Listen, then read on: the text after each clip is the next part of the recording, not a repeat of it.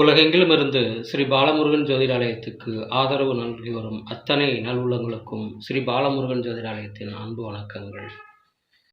இன்றைய பஞ்சாங்கம் நிகழும் மங்களகரமான விஸ்வாவசு ஆண்டு ஆடி மாதம் 13ஆம் நாள் செங்கோல் வாரம் 2025 ஆங்கில வருடம் ஜூலை மாதம் 29ஆம் நாள் செவ்வாய்க்கிழமை. சூரிய உதயம் காலை 5:57 திதி அதிகாலை 1:22 வரை சதுர்த்தி, பின்பு பஞ்சமி.